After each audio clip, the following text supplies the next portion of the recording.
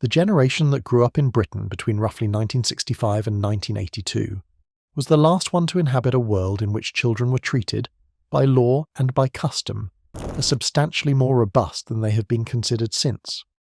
This was not a golden age of childhood freedom in any simple sense. Some of what was permitted caused real harm, and the people it harmed were not consulted about whether the arrangement suited them. But the legal and social framework that surrounded childhood in that era operated on a set of assumptions about risk, about physical toughness, about what children were capable of enduring and navigating, that have been replaced so completely that several things any British child could do in 1975 are now either illegal outright or regulated so tightly that the original activity bears almost no resemblance to what exists in its place. What follows is not a list of things that were merely unfashionable then and are frowned upon now. These were things that were legal, normal, and in many cases actively encouraged, that subsequent legislation has specifically removed. The law changed, the activity ended, and in most cases the change came not from a single dramatic incident, but from the accumulation of evidence that took 20 years to become undeniable. Riding in the back of a car without a seatbelt. The Road Traffic Act 1988 made it compulsory for children in the rear seats of cars to wear seatbelts where they were fitted. Before that legislation, and before the front seat compulsion introduced in 1983, children in the back of a car were entirely unrestrained and had been for the entire history of the motor vehicle. They stood on the back seat. They leaned between the front seats. They sat on the parcel shelf in estate cars to see out of the rear window. On longer journeys, children in estates were put in the boot on a blanket with a pillow, which was considered comfortable enough and certainly quieter from the driver's perspective than having them in the seats. A government survey from 1981 found that only 27% of front seat passengers were wearing their belt at the point of interview, and rear seat compliance was considerably lower still because there was no legal requirement. In 1972, 7,763 people died on British roads, the highest post-war figure ever recorded, and a significant proportion of those deaths involved unrestrained passengers. The introduction of front seat compulsion in January 1983 was the result of a decade of parliamentary debate, 5 separate bills that failed to complete their passage, and sustained opposition from those who argued that the decision to wear a belt should remain with the individual. The government's eventual justification for overriding that argument was the cost to the National Health Service of treating injuries that the belt would have prevented, an economic argument that the liberty argument could not defeat when the NHS spending figures were placed alongside the fatality statistics. Rear seat compulsion for children came 5 years after front seat compulsion for adults, which reflected both the political difficulty of the legislation and the fact that children's road safety organisations had been making the case separately and with different evidence throughout the intervening period. Buying and setting off fireworks without adult supervision. Until the Fireworks Regulations 2004 raised the minimum purchase age to 18, there was no national age restriction on buying fireworks in Britain. Before the Fireworks Act 1997, which introduced the first meaningful framework for regulation, children could walk into a corner shop in late October, hand over their pocket money, and walk out with bangers, rockets, and Catherine wheels in a paper bag. The rockets went into milk bottles on the back step. The bangers went wherever seemed interesting at the time, which in many cases was a letterbox, a drain, or underneath a tin can to see how high it would go. The injury statistics were consistent and significant. The Royal Society for the Prevention of Accidents reported between 1,000 and 1,200 firework injuries requiring hospital treatment every November through the 1970s, with children under 15 accounting for the majority and injuries to hands and faces the most common. A specific product called the banger, a small explosive charge with no light-producing effect, existing solely to make a loud noise, was disproportionately represented in the injury figures and was eventually banned from retail sale in 1997 on the grounds that it served no purpose except to detonate in proximity to something or someone. Standard bangers had been sold freely in corner shops alongside standard confectionery for 3 decades before this happened. The Department of Trade and Industry's Consumer Safety Unit produced annual reports through the 1970s, making the same recommendation, restrict access by age, that were acted upon 20 years after the data was first collected. In the meantime, Bonfire Night in 1970s, Britain was a genuinely unsupervised event in back gardens across the country. and the child who made it through November without minor burns was either very careful or had particularly boring fireworks. Corporal punishment at school. The Education No. 2 Act 1986 abolished corporal punishment in all state-funded schools in Britain. Independent schools retained the legal right to use it until the School Standards and Framework Act 1998 extended the ban, coming into force in 1999. Before 1986, teachers in state schools were legally permitted to strike pupils with an implement, and a significant number did. The strap was standard in Scotland, where it was called the tawse and was a thick split-ended leather implement kept in the desk drawer of the class teacher rather than reserved for the headmaster.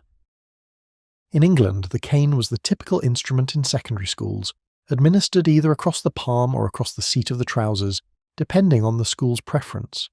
The ritual was consistent enough across schools that children could describe it with precision regardless of which school they attended. You were sent from the classroom, you waited outside the head's door, you went in, received the punishment, and went back. What varied between schools was the number of strokes permitted for a given offence, whether parents were notified, and whether a record was kept.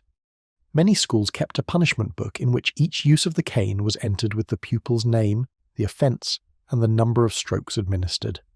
Inspectors could examine these books. In practice, the oversight was inconsistent.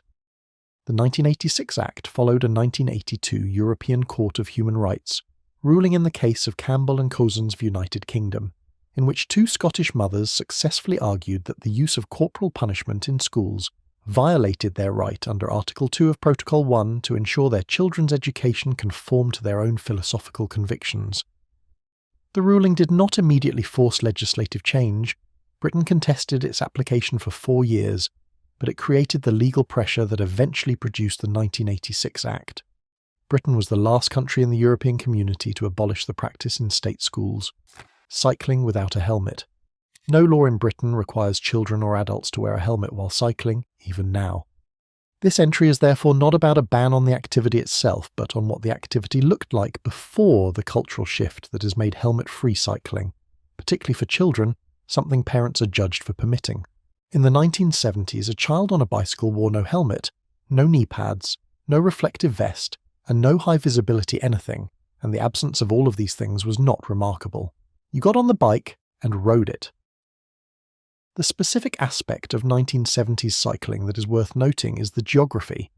Children cycled on roads shared with traffic, including main roads, because the idea that a child's cycling should be restricted to paths and quiet streets was not widespread. You cycled to school, you cycled to the park, you cycled to friends' houses several miles away. You cycled along a roads with cars moving past you at 50 miles an hour, and nobody found this alarming because it was simply what cycling was. There were no cycle lanes in most British towns. The concept of a school-safe cycle route existed nowhere. The bicycle went in the road because the road was where bicycles went, and children on bicycles went in the road because they were riding bicycles. The consequence was that child cycling casualties were substantially higher than they are today. In 1975, 290 child cyclists were killed on British roads. By 2019, that figure had fallen to 4, though the comparison is complicated by the fact that far fewer children cycle today than in the 1970s, and the infrastructure is substantially different. The Raleigh Chopper, the most popular children's bicycle of the early 1970s, had a gear shift mounted on the crossbar in a position that created a significant injury risk if the rider came off the seat. It sold in enormous numbers. Nobody recalled it. Playing on certain playground equipment. The specific playground equipment that defined the British park in the 1970s has been systematically removed since the early 1990s under health and safety guidance that has made several types of apparatus either illegal to install or impossible to insure. The witch's hat, a conical metal frame on a central pivot that rotated while children clung to the outside, is now essentially extinct in British public parks. Its design made it capable of generating sufficient centrifugal force to eject a child who lost their grip, and the fall height from the outer rim was considerable.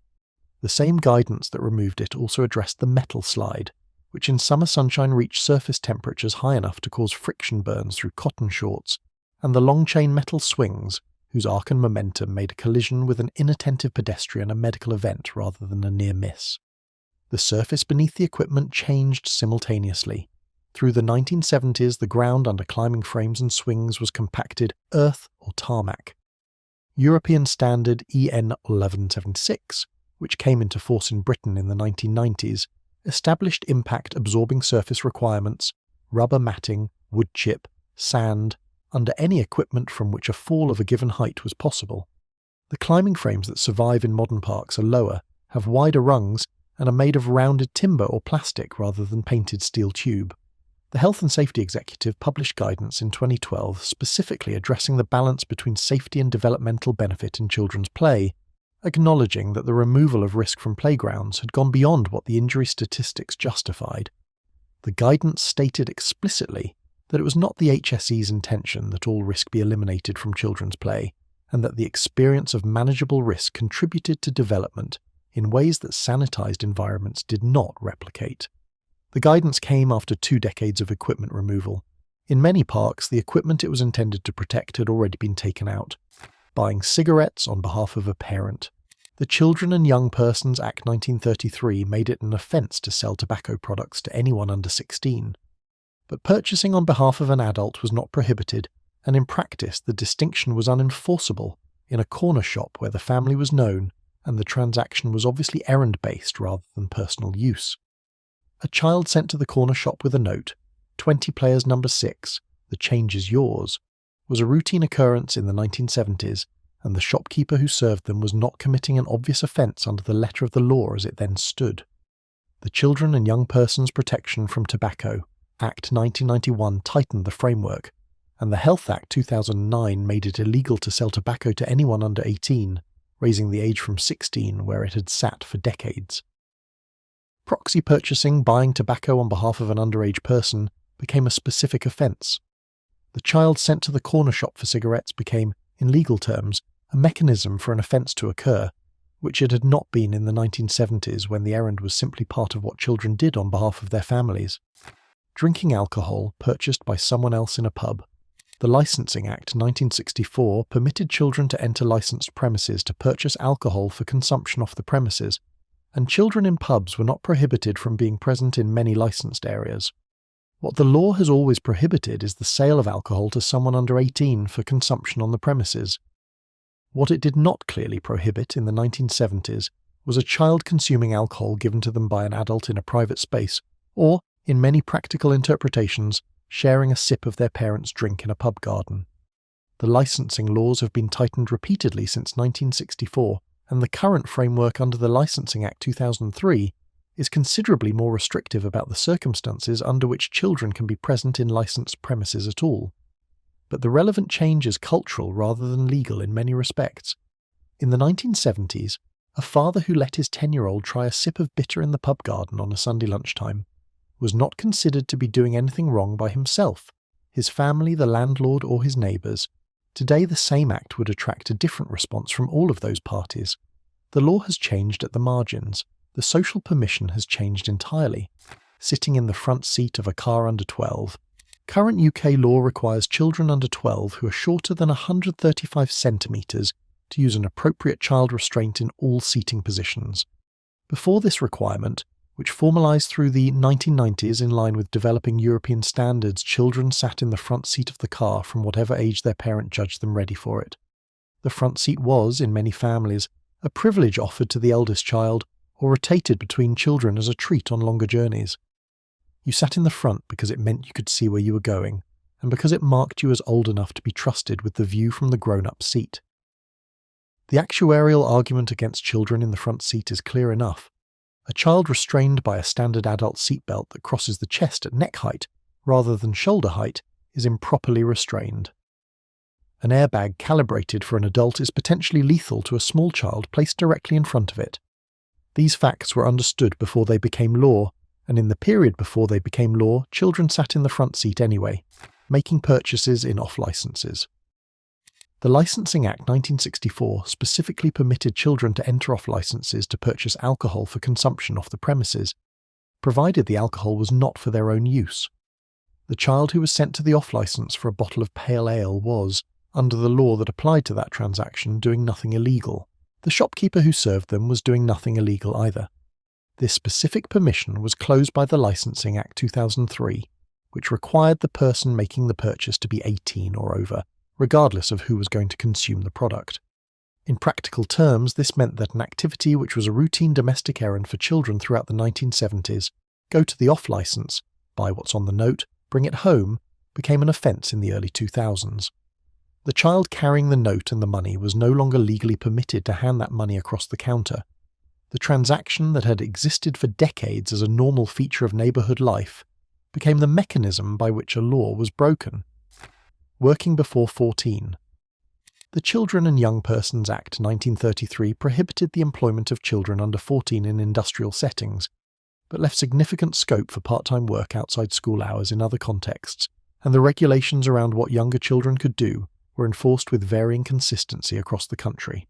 In practice, children in 1970s Britain as young as 10 and 11 worked paper rounds, helped on market stalls, assisted in family shops, and did agricultural work during school holidays at a level that would not be permitted under the more stringent framework that developed through European directives in the 1990s.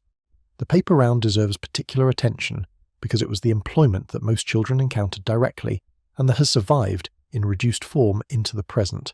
At its peak in the 1970s, the newspaper delivery round was performed by children as young as 11, and covered distances that would surprise anyone applying current working time guidance to the task. A round of 70 or 80 houses before school, starting at 6 in the morning in all weathers, was considered a normal first employment. The bag was heavy. The weather in Britain in February is not suited to early morning outdoor work. The wage was low enough that the calculation was character building rather than economic. Children did it because it was one of the few ways to earn money that was available to them, and the newsagent who employed an 11-year-old was not considered to be exploiting a child. He was considered to be giving one a start. The Children Protection at Work Regulations 1998 and 2000, implementing European Directive 94/33/EC, tightened the minimum age for most employment to 13 and placed strict limits on hours and timing. The broader range of economic work that children had done through the first 3/4 of the 20th century was substantially curtailed. Travelling on public transport alone under 10. No specific law in Britain prohibits a child of any age from travelling on public transport unaccompanied, which places this entry in the same category as helmet-free cycling. Not technically banned, but so thoroughly transformed by cultural expectation and social pressure that the practical effect is similar.